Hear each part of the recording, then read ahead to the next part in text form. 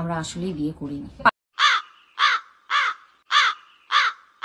হাতি আসছে, ঘোড়া আসছে, বাঘ আসছে, লেওড়া আসছে, গর্ত থেকে বেরিয়ে হলো একটা নেংটি ইঁদুর। বিয়ে বিয়ে করে মারা মাথা খারাপ করে দিল।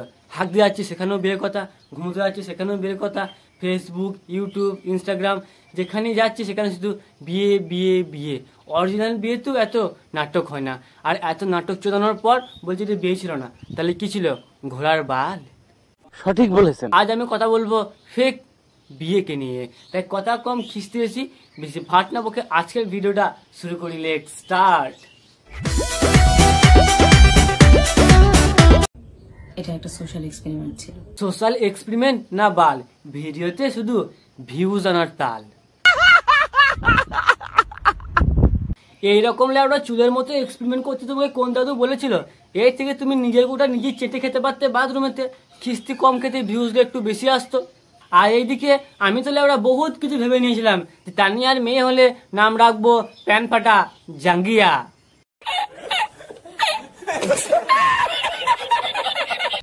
এটা একটা সোশ্যাল এক্সপেরিমেন্ট ছিল। তা বলছি দিদি, তোমাদের এক্সপেরিমেন্টে কেমন ছিল? যে কি করে ফুল দিয়ে খাট সাজিয়ে ফুল সোজা করে খাট কাঁপাতে হয়, নাকি লুঙ্গি পরে পাবলিককে উদুম খিস্তি দিতে হয়? তোমাদের এক্সপেরিমেন্টটা দারুণ ছিল, ফ্রিতে পাবলিককে খিস্তি শেখানো।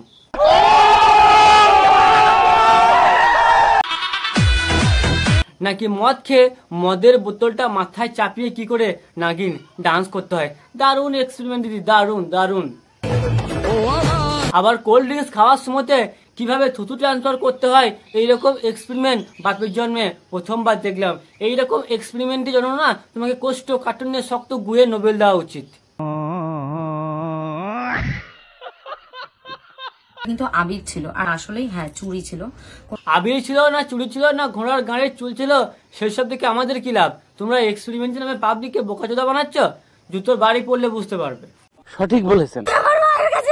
দিদিলা ওরা নাটক করার সময় এত কান্না কাঁদলো যে পাকিস্তান বাংলাদেশ বানের জলে ভেসে গেল। দিদি যখন আসল বিয়ে করবে না, তখন বডি জামা কাপড় সবসময় ভিজে থাকবে দিদির চোখের জলে। আমরা দুজন মিলে এই উদ্যোগটা নিই। উদ্যোগ নিলে ওরা চাল উল্টে দিয়েছে, আমাদের 7 গোষ্ঠীকে উদ্ধার করে দিয়েছে। এরকম বাড়লে নাটক না করার থেকে না যদি সমাজে একটু আবর্জনা পরিষ্কার করতে, তাহলে আমাদের সমাজে একটু জঞ্জাল মুক্ত হতো। আমি তো আবার ভুলে গেছিলাম, তোমরাই তোদের সমাজে সব থেকে বড় জঘন্য নোংরা দুর্গন্ধ জঞ্জাল। সমাজে কেউ ভালো কাজ করলে তাকে দেখে আবার অন্যজনা সেই কাজ করার চেষ্টা করে, কিন্তু এখানে হয়েছে উল্টো। একদল ছাপড়ি এদেরকে দেখে আবার মেয়েতে মেয়েতে বিয়ে করেছে। যেটা গেলে আরো সবাই ছেলে খেলা পেয়ে গেছে, যে যেখানে পাচ্ছে সিঁদুর ঘষে দিচ্ছে, কারো বাড়ির পিছনে, কারো ঝোপে, কারো রাস্তাতে সিঁদুর ঘষে দিলি হয়ে যাচ্ছে বিয়ে। আর এই বিয়ে হচ্ছে নাকি গাধার চুল হচ্ছে।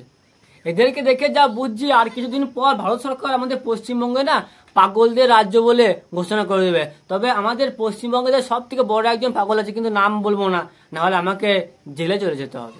একদল ছাপড়িকে নিয়ে পারা যাচ্ছিল না, একদল যেতে না যেতে আবার অন্য আর একদল হাজির হয়ে গেছে। এখন বিয়ে লেওড়া ব্যবসায় পরিণত হয়ে গেছে। বিয়ে করলে ভিউজ, আর ভিউজ এলে টাকা। ফুলসজ্জা কিভাবে করবে দেখো, এটা আমাদের ফুলসজ্জার খাট।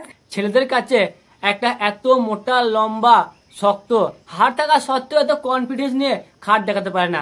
আর এই দিদি কলা সুপারি ছাড়াই যেভাবে খাটে চাপ দিয়ে কনফিডেন্স কি বলছে, আমার তো মনে হচ্ছে দিদি খাটটা এক্ষুনি ভেঙে দেবে, কিন্তু কি করে?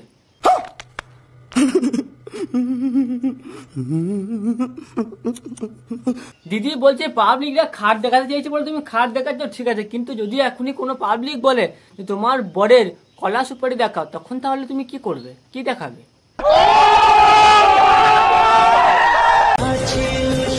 একে শুনছি যে বিয়ের জন্য নাকি মেয়ে পাওয়া যাচ্ছে না, আবার যে কটা মেয়ে পড়ে রয়েছে এই মেয়েগুলোই বিয়ে করে নিচ্ছে। ছেলেরা কি তাহলে সারা জীবন ওই সানি লিওনি, মিয়া খালিফার ভিডিও দেখেই কাজ চালাতে হবে? এরা কি মেয়েদের বিয়ে করতে পারে না? দেখো দিদি, এই পৃথিবীতে অসম্ভব বলে কিছুই হয় না। তুমি যদি এখন ছেলেদের জাঙ্গিয়া প্যান্ট মাথায় পরে ঘুরে বেড়াও তাহলে কোনো ব্যাপার নেই, কিন্তু ব্যাপারটা হচ্ছে মেয়ে মেয়ে বিয়ে একটু বেশি অসম্ভব হয়ে গেল না? কারণ যুদ্ধটা কি নিয়ে হবে জানি না তো, আজ নিশিতে কি জানি কি হয়। আমিও তাই ভাবি, দুজনেই তো মেয়ে, মেয়েতে মেয়ে কি করেই বা হয়। স্বামী যদি রাখে সুখে রাখবো তারে আমার পন্দে। আজকের ভিডিওটা এই পর্যন্ত। ভালো লাগলে অবশ্যই ভিডিওটাকে লাইক করে চ্যানেলটিকে টং করে সাবস্ক্রাইব করে নাও। ফেসবুক পেজ থেকে দেখলে পেজটিকে ফলো করে নাও। দেখা হচ্ছে পরের ভিডিওতে। বাই।